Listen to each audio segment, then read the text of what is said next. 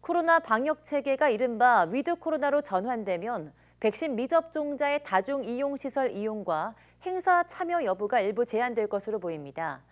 백신 접종률을 끌어올리기 위해선 접종자들에겐 혜택을, 또 미접종자들에겐 불편을 주겠다는 겁니다. 이동우 기자입니다.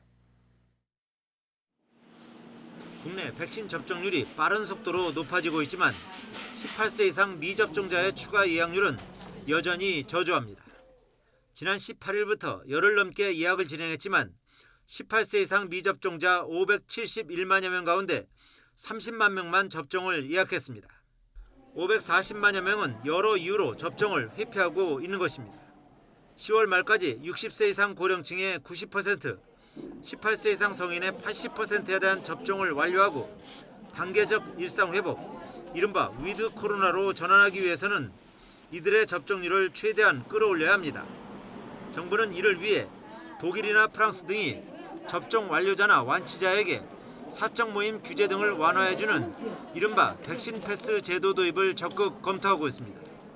이 경우 미접종자에게는 불이익을 주겠다는 방침입니다. 미접종자분들은 PCR 음성 확인서를 지참하지 않으면 다중이용시설이나 행사 등에 참여하는 것을 제한하는 형태가 될 가능성이 더 크다고 보여집니다. 미접종자의 경우 코로나19 감염 시 중증화율이나 치명률이 높아 이들을 보호한다는 취지도 있지만 미접종자에게 다수의 불편을 가중해 접종률을 끌어올리겠다는 의도가 더 커 보입니다.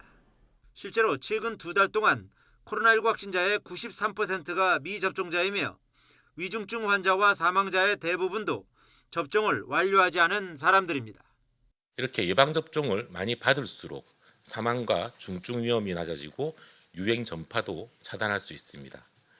예방접종에 적극적으로 참여해 주실 것을 다시 한번 부탁드립니다. 다만 접종 기회가 아예 없었던 저연령층이나 학생층에 대해서는 백신 패스의 제한 조치에서 예외로 한다는 방침입니다. 백신 패스의 유효 기간은 최소 6개월 정도 될 것으로 예상됩니다. 정부는 외국 사례를 분석하고 의학적 타당성 등을 검증하는 등 향후 논의를 통해 백신 패스의 효력 범위를 어떻게 할 것인지 결정할 예정이라고 밝혔습니다. YTN 이동우입니다.